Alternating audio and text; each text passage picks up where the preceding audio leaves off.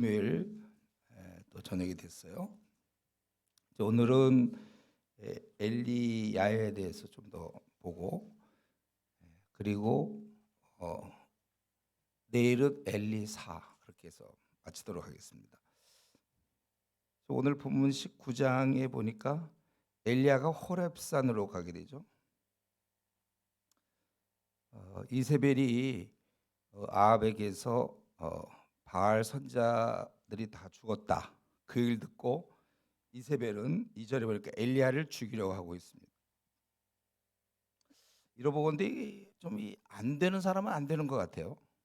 아합은 그 많은 거를 경험하고, 직접 경험하고, 불 내리는 것도 다 경험하고도 하나님께 돌아오지 않고 함께 이제 결국 엘리야를 죽이는 데 동참하는.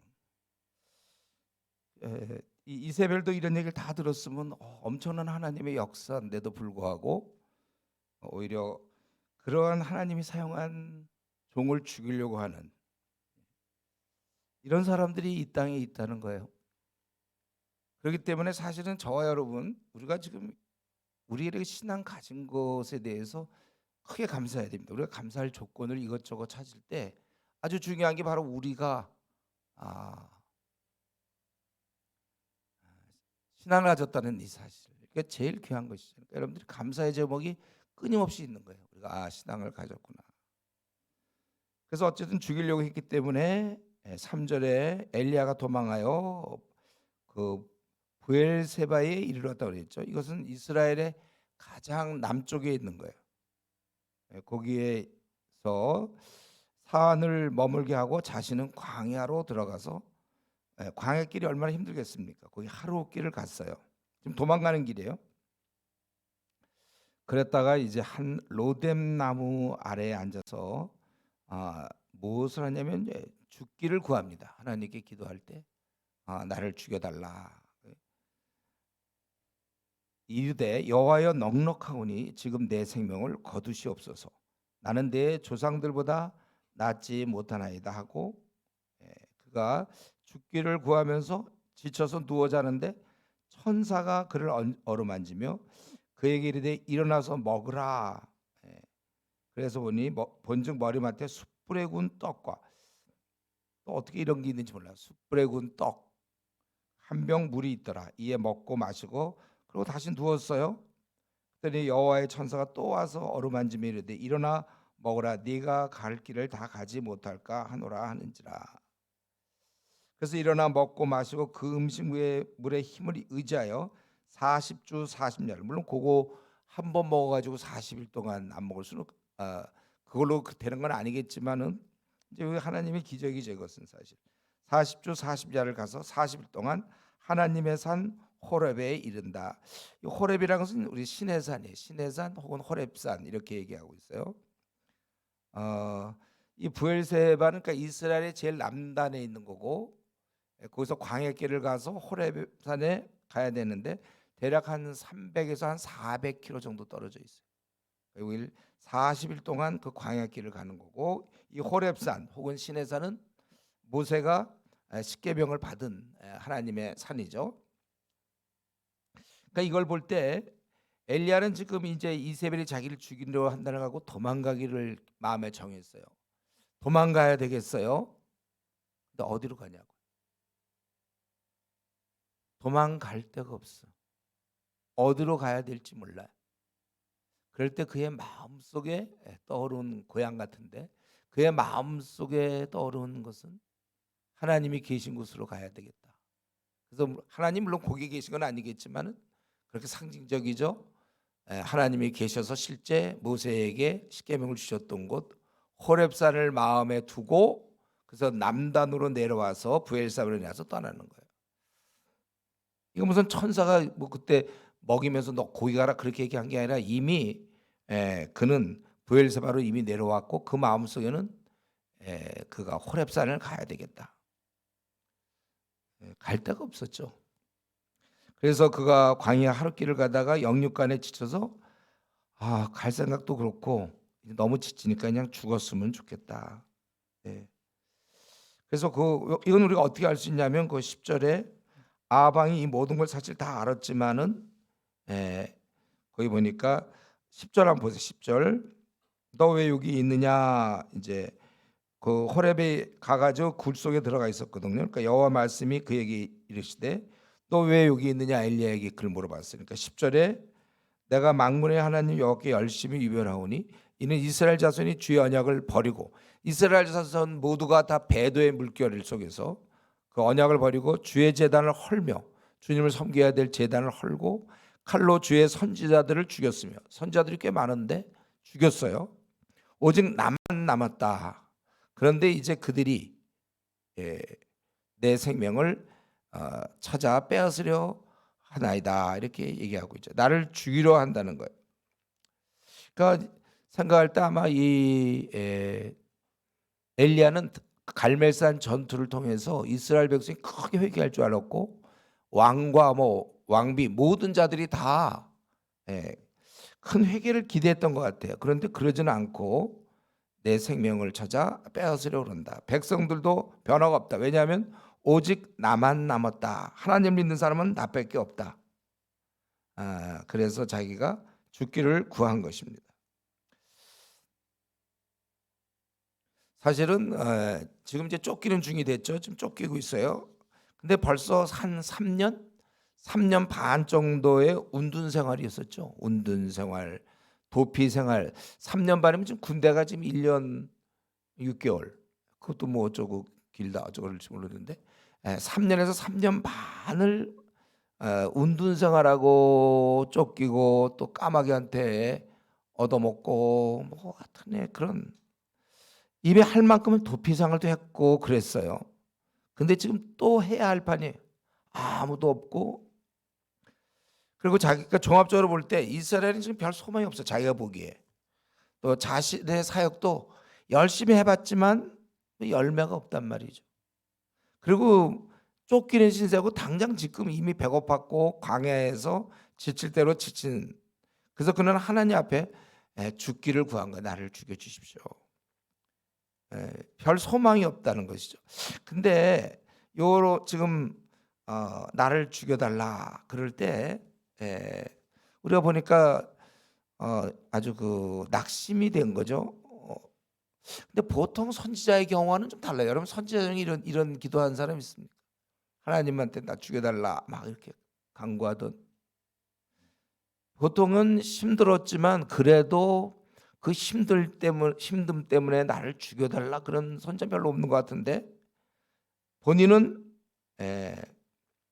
열매도 하나도 없고 또 이런 상황적으로 볼 때 도저히 안 되니까 죽으려고 한다.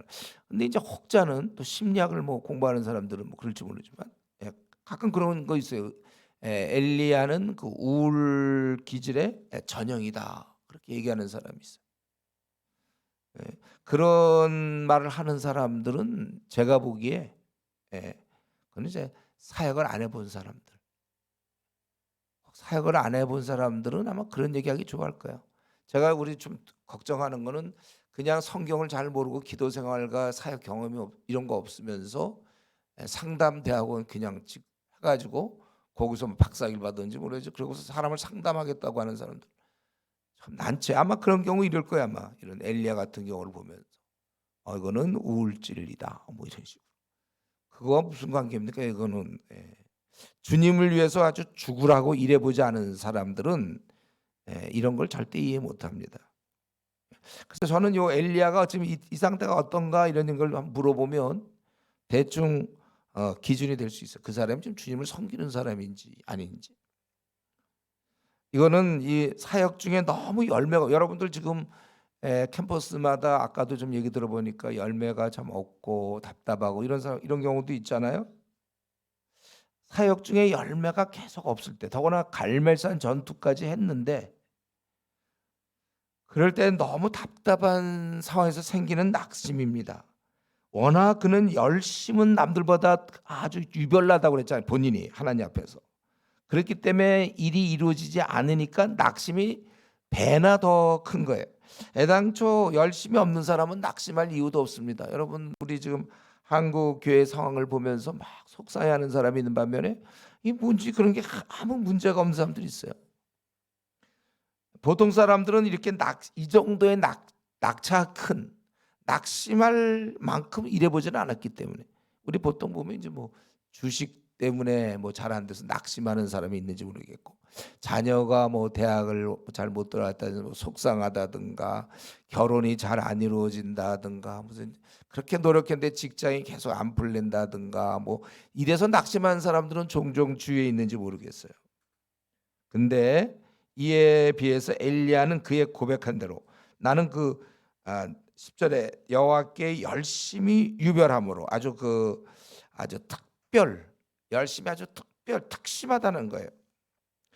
어두운 시대에 그 누구보다 이따가 이스라엘 역사 중에 아주 가장 어두운 시대잖아요. 아합 왕. 예. 그때 그 누구보다 열심히 일한 선지자였어요. 그러니까 이 아합 왕 어제 했죠. 아합 왕 아주 어두울 때 또 강한 선지자를 우리 하나님께서 보내주신 강한 일꾼들은 그러니까 그런 열매 없음과 이스라엘이 통치를 하나 바뀌지 않는 열매 당장 없는 건 좋은데 다음번에 소망이 있으면 견딜 수 있어요. 소망이 없을 때는 심히 낙심하게 되는 거예요.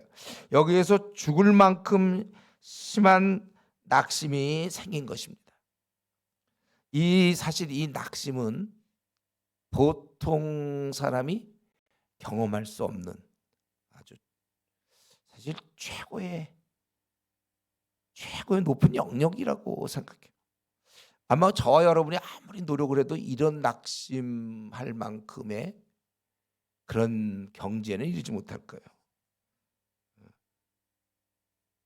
물론 나름대로 주님께 충성을 하지만 오늘 이 엘리야가 보여준 것처럼 아주 유별나게 충성하는 사람. 그러니까 대부분 사람은 충성을 해도 죽도록은 충성하지 않아요. 그냥 죽도록 말하고 다른 말 뭐가 있을까? 죽도록 충성하지 않는다의 반대말이 뭐예요? 안 죽도록 충성한다가? 대부분 사람들은 안 죽도록 충성해요.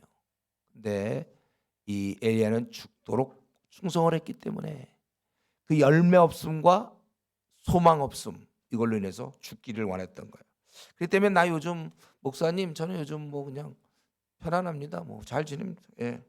안정되어 있고 그러는 얘기가 심령의 평안을 얘기하는 건 좋은데 그냥 뭐 특별한 걱정 염려도 없고 잘 지냅니다. 그거는 왜 그러냐면 일을 안 하고 있기 때문이에요. 예.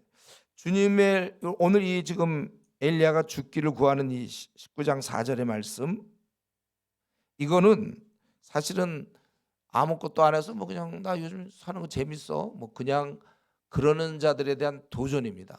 그러니까 죽도록 충성해야 되는데 안 죽도록 충성한 사람들에 대한 도전이에요. 사실은 굉장히 부끄러운 거. 얼마나 좀 일을 안 했으면 낙심도 안 합니까? 주님을 위해서 아무것도 안 하니까 뭐 낙심할 게 있어요? 낙심할 게 없잖아요. 뭘 열심히 공부를 해야 공부 열심히 했는데 떨어져야 뭐 분하지. 한번 놀다가 떨어지면 그게 뭐가 분해요? 그럼 분해하면 그게 또 이상한 사람이죠. 많은 사람들은 사실 우리 주변에 많은 사람 대부분 뭐 그냥 세상 일 때문에 속상하고 울지 주님의 일 때문에 속상하고 낙심하는 사람 별로 없습니다.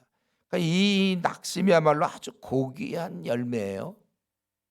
여러분 한번 우리 죽기 전에 꼭 이런 낙심 정도는 해보고 죽어야 되겠다. 이런 걸 좀 소망하세요.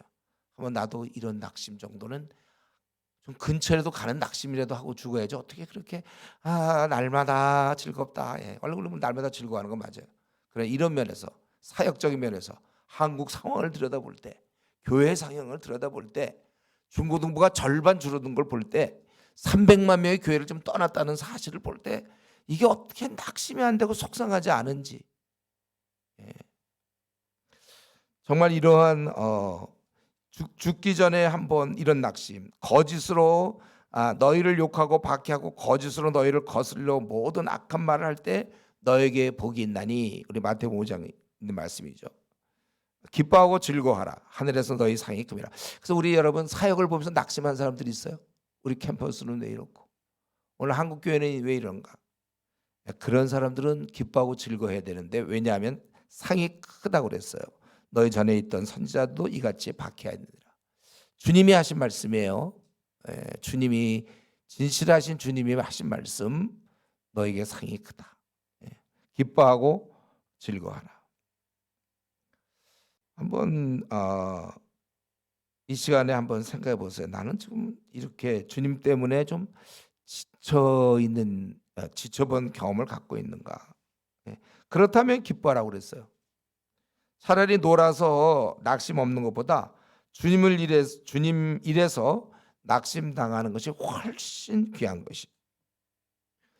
우리도 이것을 꼭 한번 이런 마음으로 이 시대를 가야 되는 것이고, 그리고 우리가 조금 생각할 것은 내가 이런 낙심을 할 때 이게 정상인 거구나. 엘리야 같은 선자도 이런 낙심을 했구나. 이거는 어떻게 보면 정상의 낙심은 제대로 된 신앙인들은 다만 일어나야 되죠. 우리 선배들도 결코 쉬운 길을 간 게 아니에요. 근데 문제는 자꾸 힘들으면 금세 자꾸 다운이 된단 말이에요. 금세 자꾸 낙심이 돼. 어떤 사람 보면 자꾸 낙심을 해. 자꾸 낙심해. 원래 우리 일 자체가 낙심인데, 우리 한 면에 볼 때 열심을 내는 것과 동시에 낙심이란 말이에요. 이 땅에서는요. 근데 자꾸만 낙심하면 어떻게 하냐고. 그래서 우리가 가는 길은 원래 고난의 길이요 낙심이 기다리고 있는 길이니까, 이럴 때 좀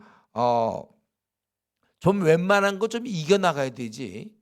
그냥 조금만 하면 힘들다고 그러고 낙심하고 좀 이러면 되겠냐. 우리 특공대들은 체력이 좋거든요. 뭐 웬만큼 뛰어도 힘들지 않고. 근데 이제 운동을 많이 안 해본 사람은 조금만 뛰어도 아이고 지친다, 힘들다 이런단 말이에요. 특공대들은 웬만큼 해도 끄떡도 안 해. 근데 이제 운동도 하나도 안 하던 사람은 밤낮 조금 하면 이거 나 빨리 제대해야지, 못 견디겠다. 이제 어떻게 자기가 요즘은 이제 해병대 같은 건 자기 저거잖아요. 자기가 자원해서 가는 거죠. 뽑혀서 하는 거 아니잖아요. 해병대는. 그러니까 뽑힌 사람들은 대부분 열심히 내는 사람이죠. 예를 들면 그게 만약에 자원이 아니라 그냥 위에서 뽑아서 갔다 그러면, 이제 예를 들면 저 같은 사람이 걸렸다, 해병대. 그냥 매일매일 힘들 거예요. 저거 어떻게 하나. 매일 힘들다. 제대할 때까지 힘들다 하고 제대 전날 정도는 이제 그만했지. 근데 힘들다 그럴 거예요. 똑같아요. 우리가 지금 주님의 일 자체가 아주 고난의 길인데, 그리고 밤낮 힘들다 그러면 어떡해. 대표 좀 맡겨놨더니 아유 힘들어요.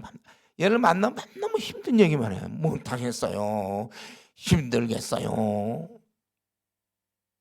좀 체력 좀 키우세요. 기도 생활 좀 많이 하시고. 좀 그런 정도로 하고, 뭐 힘들어 딱 이러고 나가야지. 에이 뭐 조금만 하면 아유 저는 빠지겠어요. 힘이 다 빠져 진짜. 그런 식으로 자꾸 얘기하면. 우리 지금 ECU는 그런 사람은 CC 시간에 날지 몰라. 왜냐하면 CC는 사람들이 있기 때문에 그거는 좀 일하기가 좋아. ECU 없어. 개척은 원래 힘든 거예요. 자기가 기도해 보세요. 자기가 도저히 안 되면 자기 CCC를 가든지, 아니면 학교 내에서 아주 안전하고 사람들이 다 있고 칭찬받고 모임이 결정돼 있어서 가만히 있어도 학생들이 들어오고 뭐 이런 모임 가면 되겠죠. ECU 잘못 걸린 거죠. ECU는 뭐예요? 이거는 뚫고 나가야 돼. 지금 2만 명의 대학 중에 나 혼자야. 자, 여기도 엘리야도 나 혼자라고 그랬잖아. 자기도 혼자야. 사람들 되게 안 모여요. 그렇기 때문에 매일 슬럼프야, 이런 경우는.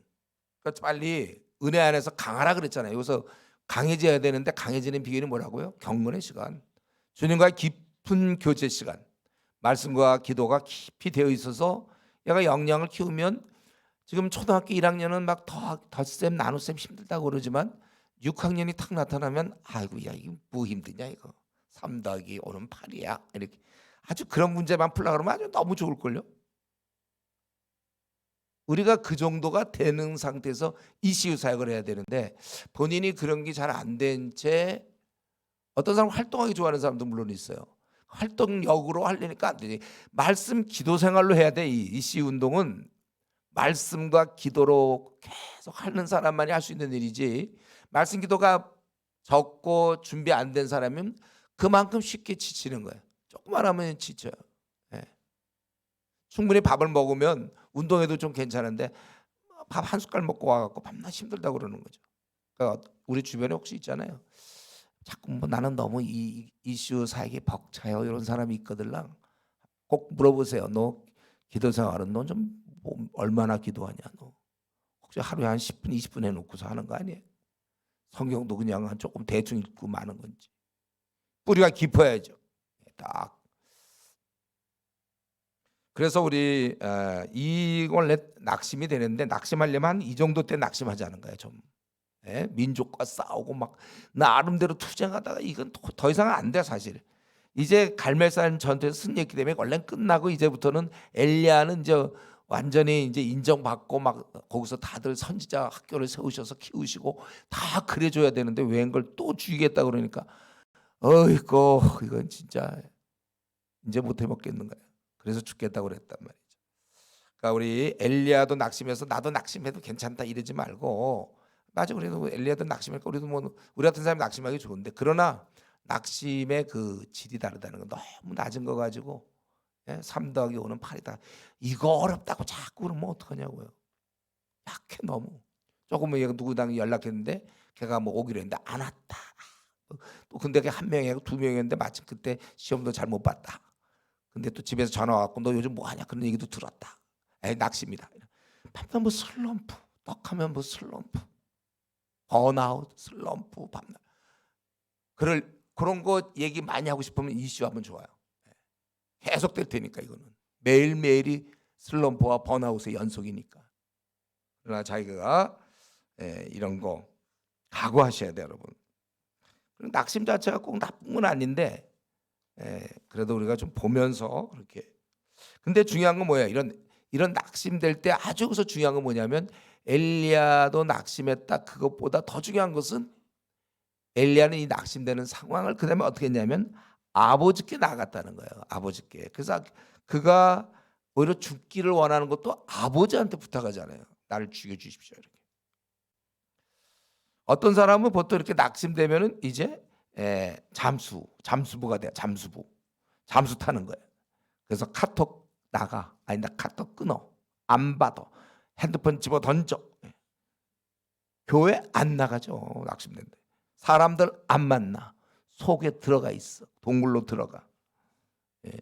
보통의 경우는 낙심할 때 잠수 탑니다. 특별히 주님 일 좀 열심히 한 사람들한테 지쳐서 이제는 나는 아유 혼자 있고 싶어 이런 얘기 하잖아요. 어제 그저께 얘기한 것처럼 목회하다가도 하도 성도들한테 지치니까 목회 그만둔 사람도 있다고 그랬잖아요. 자기가 목사 될 때 얼마나 기도하고 그래도 영광스러운 직책이요 하면서 했는데도 그래서 쓰러지는 경우도 있어요. 우리가 여기서 배워야 될 게 그거예요. 엘리야는 낙심될 때 하나님과 대화해야 했다는 거예요. 그래서 우리가 경건의 습관이 된다면 매일매일 기도하니까 분명히 뭐 어제고 오늘이고 하여튼 낙심될 때 우리는 기도하고 있으니까 이거 된다면 우리가 낙심될 때 하나님과 대화하는 것이고 힘들수록 주님께 가까이 나야 돼요. 내가 주님의 일하다가 생긴 낙심이기 때문에 주님의 일하다 생긴 힘든 거기 때문에 이건 주님 앞에서 해결해야 되는 거예요. 주님 앞에서. 몸에 탈이 나면 여러분 어떻게 하죠? 그럼 병원에 가야 돼요. 의사를 찾아가야 돼요. 근데 내 심령이 고장났다면 지금 나는 정말 우울증이고 나는 정말 내 정상이 아니고 왕따며 사람들과 관계도 못하고 나는 지금 사람들한테 배척을 받고 어쨌든 나도 지금 의욕이 없고 그럴 때 내 그 심령이 고장난 거잖아요. 심령이 고장났을 때 그때 나를 지으신 자에다가 나를 갖다 놔야 된다. 나의 심령을 만드신 그분께 내가 그분께 치료받아야지 자꾸 친구 관계에서 풀려고 한다든가 사람들의 인정을 받아서 자기의 열등감을 풀려고 한다든가 자기의 뭐 우울증을 뭐 다시 무슨 뭐 재밌는 뭐 영화를 많이 봐갖고 고치려고 한다. 그렇게 안 돼. 우리 심령에 고장난 사람들 어쨌든 나는 지금 일반인과 좀 달라. 내가 하고 있는 이 자기의 그 패턴을 그려보면 알잖아요. 자기 이럴 때 어떻게 하고 힘들 때 어떻게 쑥 들어가 버리고 뭐 잠수 타고 자기 스타일 하잖아요. 사람들한테 얘기하면 둘러대기 좋아하고 그리고 왠지 열등감이 깊고 병이 나고 대인관계 힘들어하고 이거 다 병난 거잖아요. 주님 찾아가야지 자꾸 차야 고장 나면 카센터 가면 되지만 우리가 카센터 가면 안 되는, 심령이 고장 날 때는 주님 앞에 나가라 이거죠. 그 사실 이번 저녁에 이렇게 1시간 반 기도하는 거 너무나 귀한 거죠. 원래 이런 식으로 한 달만 여러분 하면 내가 보기에 웬만한 심령의 병은 다 고칠 것 같은데 실제로 이렇게 안 되니까 수련회 끝나고 나서라도 계속 좀 우리가 그래서 후속 프로그램도 하는 건데 계속 아니 이걸 자기들끼리 정해서 이번 방학 내내 저 개강할 때까지 좀 오전에는 이렇게 하다가 점심 먹고선 자기 전공 공부를 하든지 좀 알차게 보냈어요. 스스로 여기서 꼭 정해주는 2주짜리 후속 프로그램 참여. 그리고 고반 끝나면 이제 난 방학 진짜 방학이다 할렐루야 이러지 말고 그게 아니고 또 사람들과 야 우리 더 하자 우리끼리. 그래서 와서 또 본부에 얼마든지 책상이 있고 뭐 난방되니까 해먹을 수도 있고 그러면 이제 그렇게 스스로 좀 그렇게 하세요. 저 2주는 어떻게 안 할 수는 없고 이러지 말고. 근데 나는 서울에 뭐 안 있습니다. 그러면 어떻게든지 자기가 있는 곳에 가서 거기 가서 자기 고향에 가서 거기 있는 사람들 모아서라도 자기가 만들 그런 거 하면 되잖아. 그게 자기가 사는 길이에요. 난 아는 사람들 없는데요. 그렇게 무기력해 있지 말고 중요한 거면 자기가 살 생각을 하란 말이에요. 그래서 이 엘리야는 낙심될 때 하나님과 대화했다는 거. 이걸 우리가 배우자. 자기 안에 지금 문제가 있습니까? 간사님 찾아와야 되고 목사님 찾아와야 돼요. 아니 뭐 그렇게 도움 받을 수 있지만 하나님과 1대1로 결단하죠. 오늘 밤 이제 마지막이 저녁 시간은 요 수련회 때는 결단을 하세요. 예? 언제 음악 끝나서 저 전도사님 나와서 기도하나 그 기다리지 마. 그때 굉장히 전도사님이 기도를 사모하는 사람들이 있어.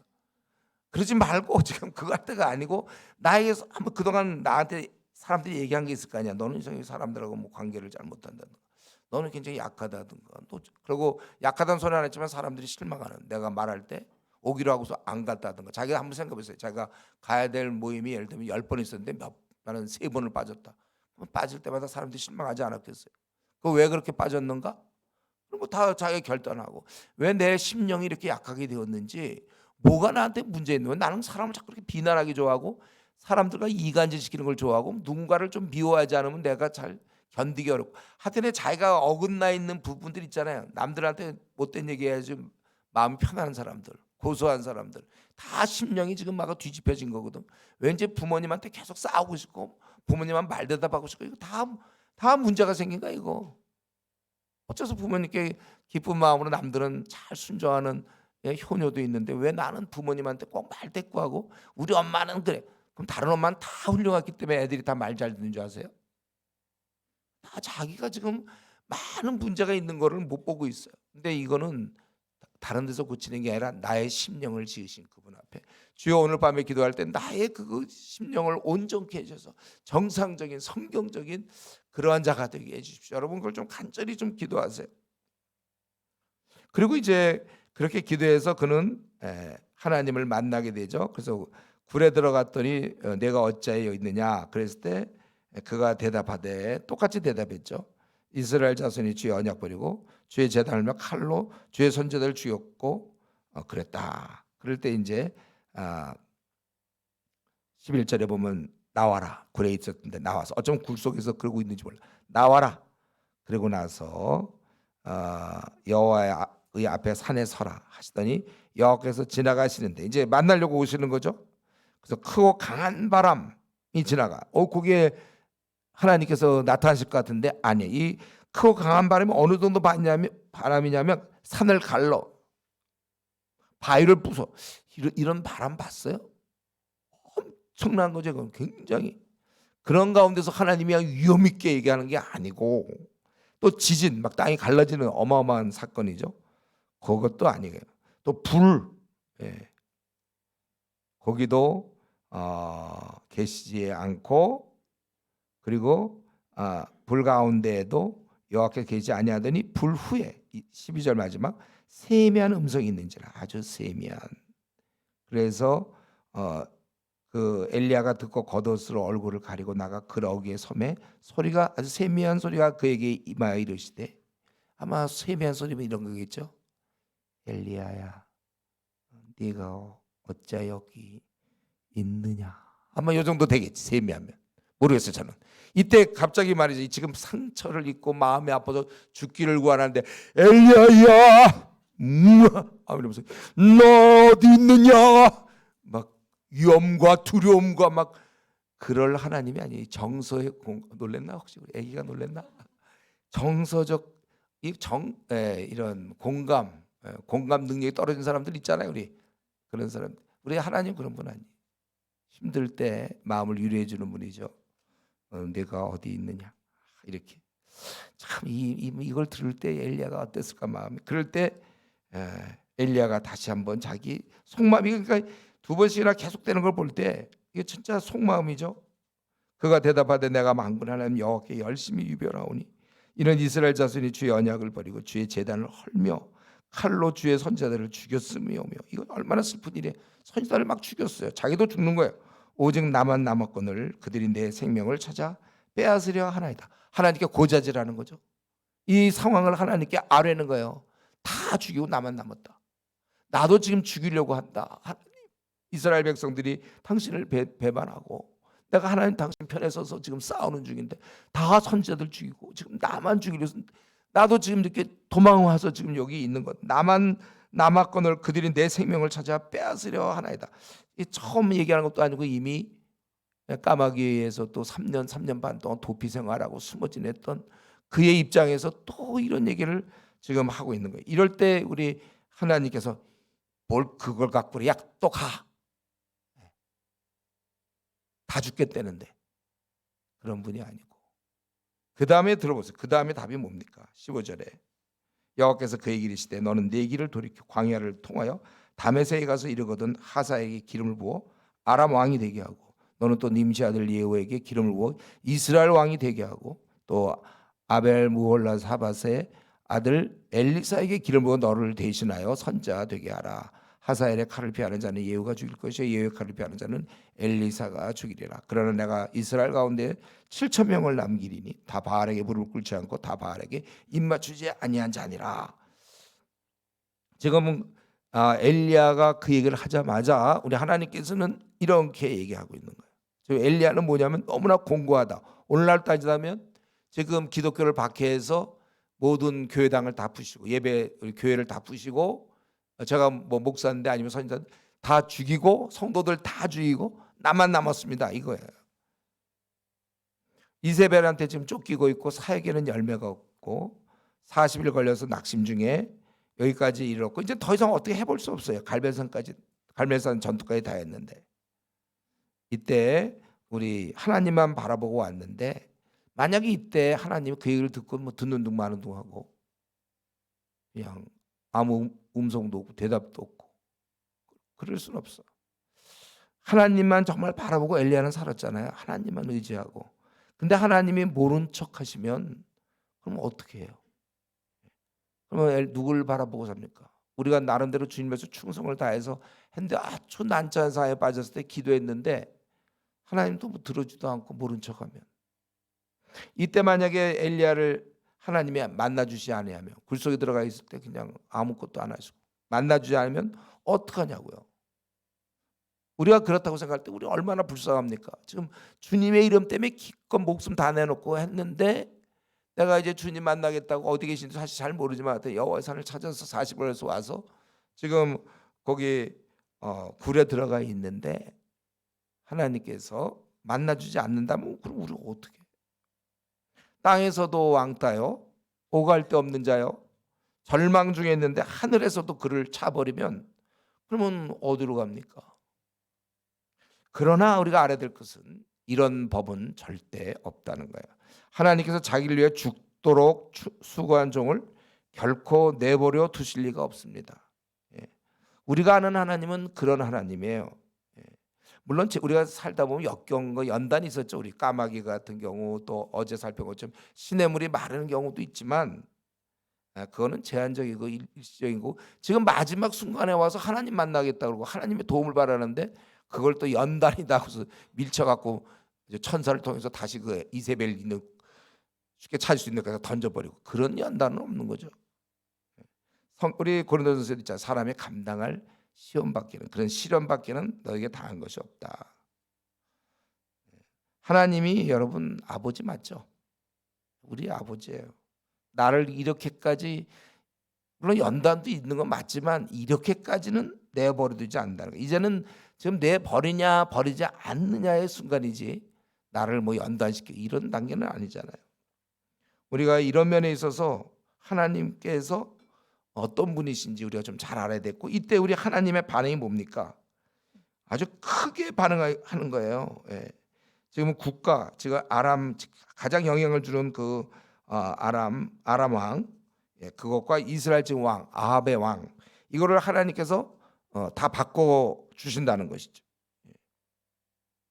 그러니까 지금 분위기가 뭐냐면 이런 얘기하니까 뭐야 이것들이 이러는 거지. 뭐 다 죽여 이러는 거예요. 이들 가만 안 놔둬. 왕이고 뭐고 다 바꾸자 이거죠. 역사의 사실 통치자는 아람 왕도 아니요, 아합도 아니요, 이세벨도 아니요, 하나님이거든요. 하나님께서 다 알고 계시기 때문에 하나님. 그래서 여기 보면 담의 세계에 가서 하나님은 우리가 쓰고 있는 지명 다 알고 있단 말이에요. 뭐 서울, 대구, 부산 뭐 다 알아요. 하나님은. 거기에 하사엘이라는 자가 있어요. 하사엘을 왕으로 삼아라. 예, 또 님시 아들 예후에게 또 그 누구의 아들인지 다 알아요. 예. 그리고 아벨 무홀라라고 있어요. 그 요단강 중간 지점쯤 되는데 거기 사밧의 아들 엘리사, 이렇게 사밧의 아들. 지금 여러분에 대해서 하나님은 어떻게 생각할 것 같아요? 다 알아요. 예, 여러분 부모님의 이름을 다 알고 있고, 너의 부모님이 누군데 너 그의 딸이지, 너 그의 딸 아무개야, 또 그의 아들 누구야, 우리를 다 알고 있단 말이에요. 하나님은 다 알아요. 지금 내가 하고 있는 것도 다 알아요. 오늘 아까 우리 얘기한 거 있죠? 앞에 나와서들 얘기한 거 다 듣고 계셨어요. 하나님 다 알고 계셔요. 지금 내가 이렇게 얘기하는 걸 알까요, 모를까요? 하나님 다 알고 있다고 내가 얘기하는 요거를 하나님이 알까요, 모를까요? 어려워요, 대답하기가. 다 알고 계시는 거예요. 지금 내가 이러고 있는 것도 다 알고 있어요. 저에 대해서도 다 알고 있어요. 하나님 나의 살아온 모든 것 다 알고 계세요. 하나님께서 그러나 결정은 그분이 하신 거예요. 최고의 권력자, 최종 결정권자. 우리 한대 같은 경우 아직 이렇게 등록이 안 되고 이제 형제들이 군대 다 가서 이제 그나마 어떻게 해야 될지 모르고 뭐 이런 거 하나님 다 알고 계세요. 그러니까 기도하는 것이죠. 우리는 그분의 원대로 할 수 있는 거지. 이게 큰 나라의 왕을 그냥 바꾸자래. 그냥 바로 바꿔 하나님께서. 그러면 그 14절에 엘리야 얘기를 듣고 15절에 그럼 바꾸자. 하나님 이렇게 바꾸시는 분. 지금 북한에 2,600만 우리 동포들 동사와 아사, 추워서 죽고 배고파서 죽는 거 다 알고 있고, 우리는 그래서 김정은을 바꿔달라고 하나님께 기도하는 거예요. 중국의 시진핑을 바꿔달라고 기도하는 거고, 그런 독재자들이 기독교를 반대하는 것 때문에 우리가 기도하는 거고. 여러분 우리는 기도는 대단한 겁니다. 그래서 우리가 기도를 열심히 하고, 사실 여러분들이 아침 기도에 이런 거 중요한 거. 저도 캠퍼스에서 매일 아침에 1시간씩 캠퍼스에서 기도했어요. 역사가 일어나더라고요. 우리 지금 캠퍼스 별로 소망이 없고 답답합니까? 매일 기도하세요. 매일 아침에. 예? 하나님의 시간을 정해서 우리 캠브리지나 옥스퍼드에서 우리 사실 이 이씨 운동은 그거가 맥이 닿고 있는데, 그런 운동들은 다 1시간 2시간씩 학생들이 캠퍼스에 일찍 가가지고 기도했어요. 매일 하루에 1시간 2시간씩 캠퍼스를 달라고. 우리가 상황이 그렇다면 기도해. 우리도.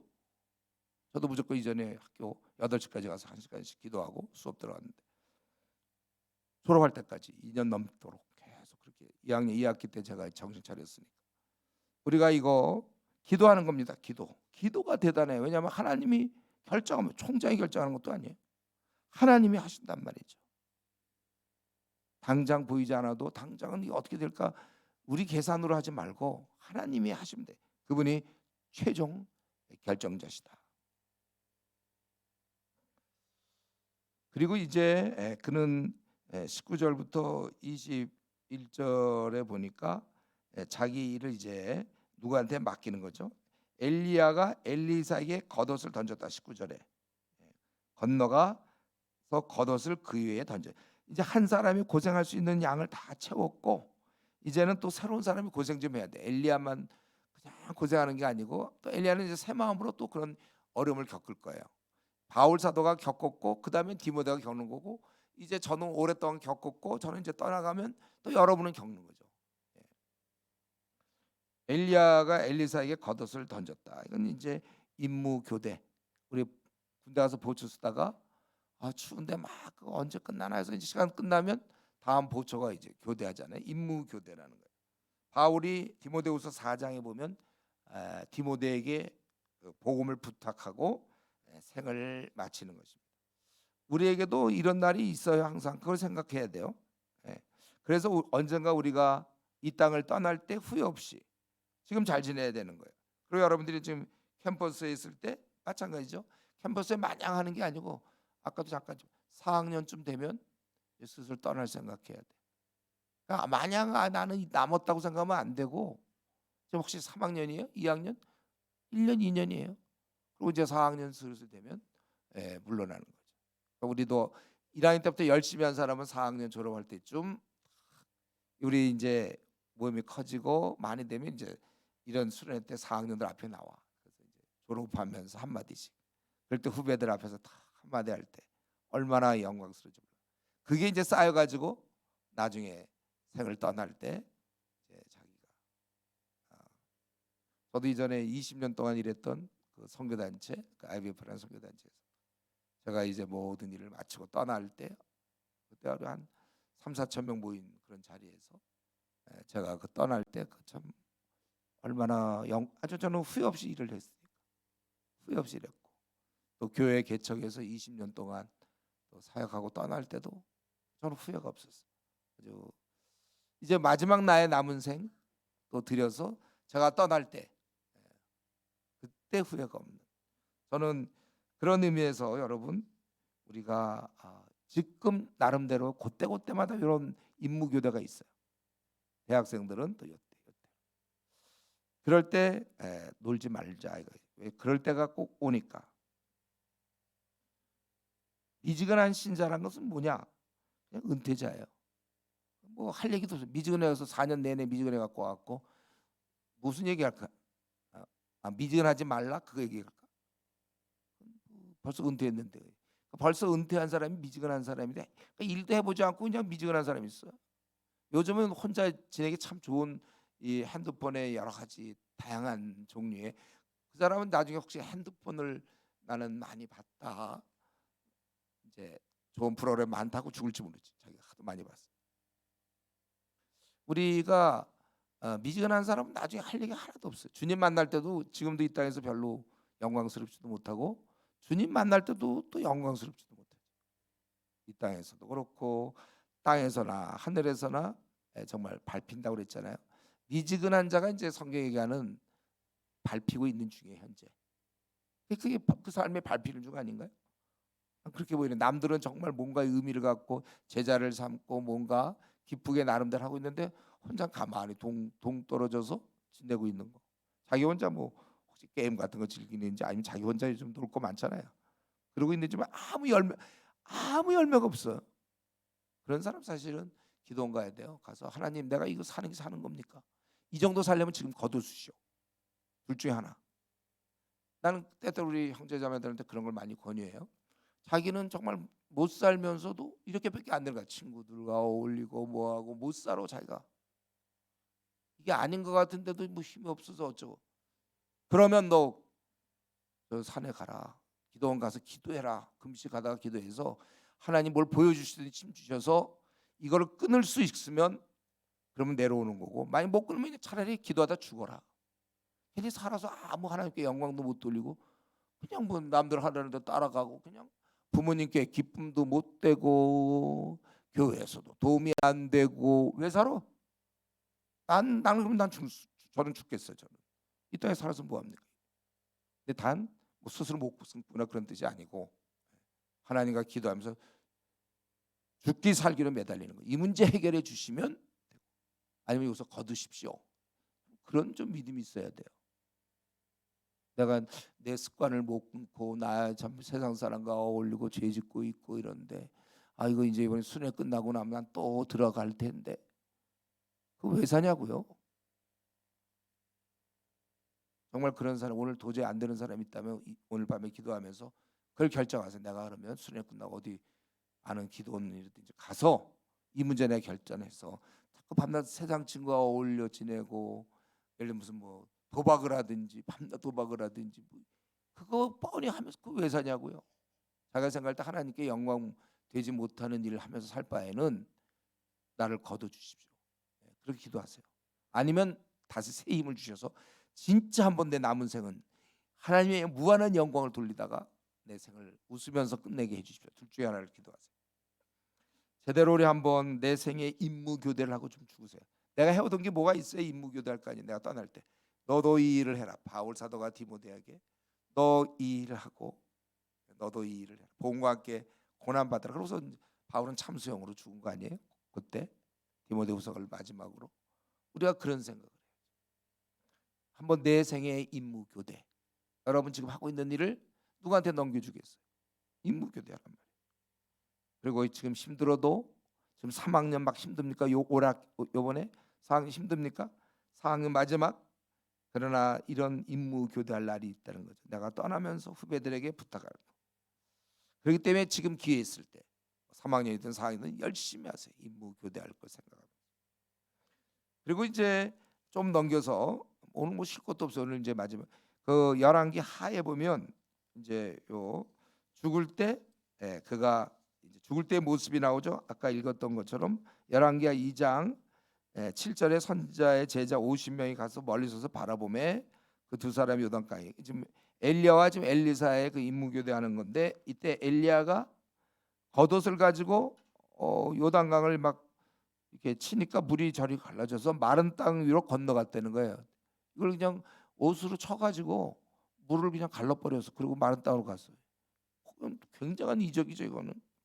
그래서 건너매 엘리야가 이제 엘리사에게 이르되 나를 네게서 데려감을 당하기 전에 이미 벌써 3번씩이나 이제 옮겼어요. 그리고선 내가 네게 어떻게 할지를 구하라. 나 떠나기 전에 너 나에게 필요한 거 구하라 했더니 엘리사가 이르되 당신의 성령이 하시는 역사가 갑자기 내게 있게 하소서. 이건 내일 이 부분을 할 거고 지금 우리의 관심은 지금 이제 엘리야가 어떻게 떠나는가 보는 거예요.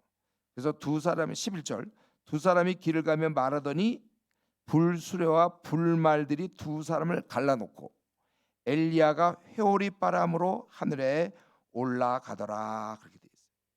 그러니까 이 엘리야는 죽음을 보지 아니하고 하늘에 올라갔어요. 인류 역사상 죽음을 보지 않고 하늘나라에 간 자는 아마 생각할 때 에녹의 경우가 그런 것 같아요. 모르겠어요. 그게 죽음을 보지 않고 올라간 건지 정확히 잘 모르지만 하나님이 그를 데려가심으로 세상에 있지 아니하였더라. 창세기 5장 24절. 보통 그거 죽었다는 뜻을 이렇게 표현하지 않을 것 같거든요. 다 그럼 뭐 하나님이 데려가신 거죠. 죽은 사람들.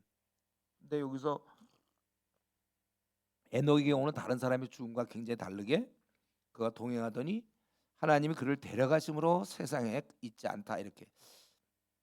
근데 히브리서 11장 5절에 보면 죽음을 보지 않고 옮겨졌으니 이런 걸 통해서 보니까 인류 역사상 에녹의 경우 한 번 있었고 그리고 지금 바로 엘리야의 경우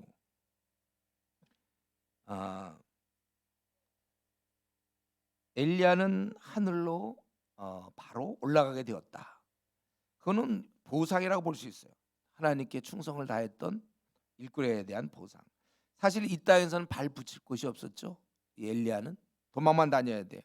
또 왕과 왕후 그들의 그 이스라엘의 권력자들의 미움을 받아 이미 선지자들이 다 죽었고 그가 얘기하는 대로 모든 선지자를 죽였고 자기 한 명 남았는데 자기를 죽이려고 한다.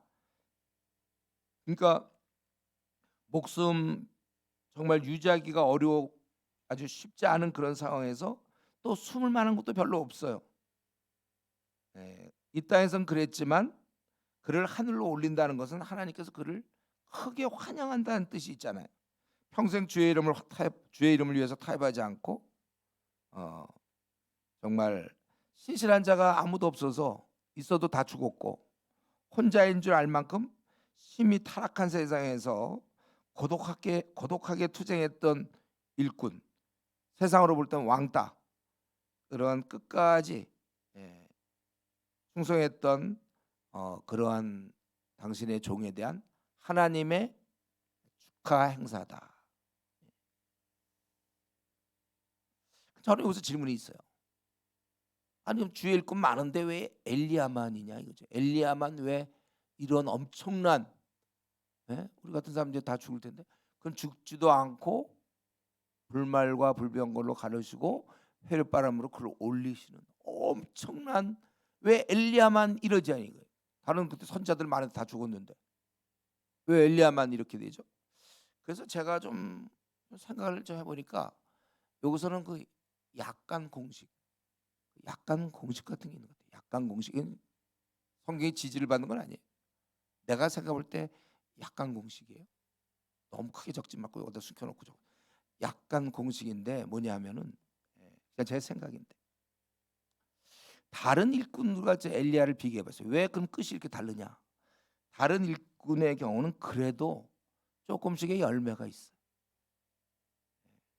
그리고 그런 자들도 위로가 있었단 말이에요. 하다못해 우리 하다못해가 있지만 바울 사도만 하더라도 동역자들이 있었어요. 근데 이 엘리야의 말을 통해서 볼 때는 다고 나만 혼자 남을 정도로 사역의 열매도 아무것도 없어요. 동역자도 없어요. 온 천하 천지에 자기 혼자. 그래서 자기 10절도 그렇고 10절 나만 남았나 내가 괜히 자기가 그 자기에 대한 자기 연민 의식이 많아서 나만 왜 나만 목사님 우리 사역하다 보면 왜 저만 이렇게 힘들어야 됩니까? 이런 사람들이 있어요. 그 자기 연민에 좀 빠진 사람들이고 이렇게 두 번씩이나 또 하나님 앞에서 얘기하는 거 볼 때 그런 진짜였던 것 같아. 자기가 생각할 때 나중에 이제 7천년을 준비하겠다 이렇게 얘기했지만 나만 남았나이다. 그러니까 위로할 사람도 없어. 부인이 없었나 봐요. 부인도 없고 또 뭐 자녀도 없고 아무도 위로해 줄 사람이 없었나 봐요. 나만 까마귀가 좀 그랬고 별로 없어. 나만 남았나이다. 그래서 이것이 약간 우리한테 조금 안도의 한숨, 우리를 안니하는 건데 뭐냐면 우리의 제일 밑바닥 여기까지 가진 않아. 우리가 나만 남은 적 없어. 우리 그래도 지금 이슈 뭐 약하고 우리가 물론 우리가 앞으로 전투할 생각하면 10,000명, 20,000명 막 앞으로 커져야 될 거 생각하고 우리나라 300만 명을 향해서 싸울 생각하니까 지금 너무 작지만 그래도 우리 여기는 그래도 우리 동역자가 있잖아요. 우리는. 근데 이러지도 못할 경우 어떡할 거냐. 다 없어. 동역자들 다 배신해. 자기 지금 열심히 좀 뛰어들었어. 우리 다섯 형제 뛰어들었어. 다 없어져 버렸어. 혼자만 남아. 예를 들면 교회도 없어 막. 목사님도 다 없었어 이 땅에. 자기 혼자 주님을 하다가 다 사람들이 자기 죽이려고 그래. 몽땅 다 전 국민이. 그럴 때 그러니까 그렇게 아주 최악의 극한 상황일 때는 이 땅에서는 더 이상 있을 곳이 없으니까 하늘로 들어올리는 게 아니냐. 이건 약간 공식이에요. 약간 공식. 우리가 엘리야는 아무도 위로할 사람이 없어 이 땅에서. 더 이 땅에 남아봐야 안 돼 그는. 그리고 뭐 그거 사실 엘리사가 어디 있었는지나 알기나 했겠습니까? 근데 하나님이 이제 알려주셔서 가는 건데 어쨌든 그래서 이게 우리가 주님의 사역은 여기까지구나. 어디까지만 하다 안 돼서 우리나라 지금 뭐 몇백만의 그리스도인데 다 없어졌어. 혼자 남았어. 다 자기 죽이려고 그래. 자기는 이미 벌써 많이 오랫동안 숨었고 소망이 없어. 쫓겨다녀. 그런 자에 한해서 그러니까 이 반비례하는 거죠. 그게 심하면 심할수록 하늘의 위로는 더 크다. 그러니까 주님 하신 말씀이죠. 너희가 핍박을 받는 자가 상이 크다 그랬잖아요. 핍박을 조금 받는 사람, 아예 핍박 안 받는 사람은 상을 기대할 것도 없어요. 그런 경우는 뭐 일을 해야 월급 받지 일도 하나도 안 하고 무슨 월급 받습니까? 똑같은 거야. 주님을 위해서 핍박받고 힘든 사람 그런 자에게 상이 크다. 그래서 이게 하다 안 되면 마지막 순간에 혼자 남는 수도 있는 거구나. 그런데 우리는 그래도 위로가 있어야 조금씩 그렇죠? 여러분 우리 동역자가 얼마나 큰 위로가 됩니까? 그래서 결국은 이 불수레와 불말을 막 보여주고 회리바람을 하고 이러는 것은 결국은 이 엘리야 이런 너희들이 땅에서 다 배척한다면 좋다 하나님 입장에선 나는 받아들이겠다. 이런 아주 하늘의 음성이며 하늘의 메시지예요. 그럴 때 저는 생각할 때 이때 엘리야는 어떤 마음을 가졌을까? 제가 생각할 때 그 순간 정신 못 차렸을 것 같아요. 도저히 그동안 자기는 막 했지만 또 대우가 너무해. 이거는 자기를 그냥 하나님이 그냥 올리시잖아요. 예. 자기가 생각할 때는 그 순간은 자기 죽는 줄 알았지만 또 이 순간에는 너무나 엄청난 대접. 예. 내가 땅에서는 대접받지 못하고 유리방황했지만 나를 어떻게 이렇게까지 받아주시는가? 내가 뭐라고 나를 이렇게 받아주시는가? 아마 그 감격과 그 감사가 넘치고도 넘쳐났을 거예요. 그리고 내가 그동안 살아왔던 길이 옳은 길이구나. 예. 땅에서는 아무도 이해 못해도 하늘에서는 엄청난 이해며 엄청난 환영이며 하나님이 엄청나게 기뻐하는 일을 내가 그동안 했구나, 이렇게 됐다는 거예요. 저는 이런 모습을 보면서 내가 죽을 때 어떤 모습으로 죽을까 한번 우리가 생각해 봐야 돼.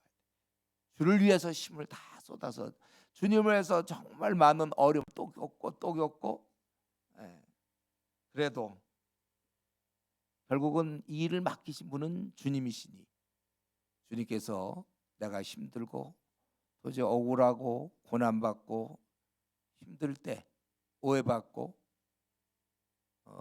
빚도 없고 빚도 없이 이름도 없이 만물의 찌꺼기처럼 되었을 때 하늘의 상이 크다. 이 일을 맡기신 분이 그분인데 생각해보세요. 내가 누구한테 일을 부탁했는데 누가 정말 충성스러워 목숨 다해야 하는 사람들에게 더 아무래도 많이 주지 않겠습니까? 우리가 이런 영광을 기대하셔야 돼요. 대부분이 우리 성경에도 나와 있잖아요. 바울 사도가 대부분 다 자기 일을 먼저 구한다고. 자기 일을 구하고 주의 일을 구하는 자는 이외에 내게 더 없다. 디모데를 향해서 그렇게 얘기했잖아요. 빌립보서에 보면 우리는 나에게 지금 ECU 이런 일 뭐 달궈보세요. 캠퍼스 내가 있는 속한 곳에 영혼들을 구원하며 그들을 양육시는 이 일을 맡기신 분은 박영덕 목사가 아니고 하늘의 왕께서 우리에게 부탁하시고 떠난 거예요. 그렇기 때문에 우리는 다른 명령을 알지 못해요. 그 명령을 받은 이상 우리가 당장은 우리가 예수님을 나타나지 않고 하나님이 나타나지 않고 천국의 영광도 보이지 않고 오히려 당장 제일 가까이 있는 것은 이 땅의 어려움만 경험하게 되는 것이죠. 그러니까 우리는 그 어려움에 지쳐서 마음도 힘들고 몸도 지치고 또 하는 일도 잘 안 되고 열매도 없고 때로 어떤 열매도 없는데 또 비난까지 받아야 되고 오해도 받아야 되고 아무리 애를 써도 결과는 없고 그거는 이 땅의 소리가 경험하는 것이고 여전히 하나님은 살아계시며 우리에게 명하신 그거는 철회하지 않으셨고 그 일에 내가 지금 충성하다가 당하는 이 어려움 때문에 나는 안 된다 하고 낙심하는 것이 아니라 나는 그것 때문에 나는 한숨 쉬고 있는 것이 아니라 분명히 우리가 기억할 것은 이것을 주님이 알고 계신다는 거죠. 보고 계신다는 거예요. 그래서 이 사실을 자주 기억하셔야 돼요. 내가 그 사람을 그렇게 설득하고 애를 써도 정말 날 갖다가 아주 무시해버리고 약속 어기고 나는 바람 맞고 나는 시간 쓰고 에너지 쓰고 돈 쓰고 다 해도 나는 늘 왜 이렇게 열매도 없고 밤만 나는 이래야 되는가? 그래서 그냥 자포자기하는 것이 아니라 이 일을 누가 맡기셨는가? 그리고 그분이 지금 내가 하는 일을 다 알고 계시는데 나의 그 수고, 나의 충성, 주를 향한 열심 이걸 그분께서 귀히 여기신다는 거예요. 꼭 불말과 불병거가 나타나고 거기 회리바람에 의해서 그런 식이 아니더라도 엘리야 선지자를 그렇게 이건 하나의 시청각 교육이에요. 이 땅에서 너희가 그렇게 당하고 다 인정 안 해주더라도 나는 너를 인정한다. 그 뜻이잖아요. 나는 너를 영접한다. 엘리야 선지자를 영접했던 그 하나님께서 그 주님께서는 우리를 분명 이렇게 애를 쓰고 수고하고 참 어려움을 많이 겪는 우리를 분명 귀하게 영접하신다는 사실이죠. 우리가 그날을 기대해야 돼. 그러니까 지금부터 시작하여 앞으로 여러분들이 이런 이슈를 할 때 물론 중간중간 좀 기쁨도 있겠지만 없을 수도 있어요. 끝까지 혼자 남을 수도 있어요. 그래도 우리는 잊어서 안 되는 일이 있죠. 하나님은 보고 계시다. 그리고 그분이 매 끝날 평가가 그게 진짜 평가예요.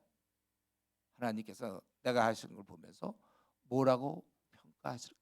요거 하나 딱 기억하고 이제 수련회 끝나고 우리는 또 내일 또 집으로 돌아가고 또 이제 여러 일들을 하게 될 텐데 이런 하나님이 나에게 명하셨고 나는 다른 거 보지 않겠습니다. 나는 주님이 나에게 명하신 건 정말 내가 다른 사람한테 적당히 얘기하면서 쉴 수도 있어요. 예? 자기 하고 싶은 건 보통 다 자기 하고 싶은 건 다 해요. 암만 뭐 힘들어도요. 자기 하고 싶은 건 다 하면서 힘들어. 그러나 우리가 주님을 생각하고 주님 앞에서 내가 마지막 순간 그분께서 분명히 나를 보실 거예요. 그러면서 그때 그분의 입술에서 나올 나에 대한 칭찬을 소망하면서 이 땅에 혹시 나 혼자 이 길을 혼자 가더라도 우리가 충성스럽게 열심히 갈 수 있기를 바랍니다. 기도하겠습니다. 우리 이따 기도할 거지만 우리 한 3분만 우리 각자 한번 통성으로 기도하고 제가 기도하고 일단 마치겠습니다. 아버지 하나님이시여 영광스러운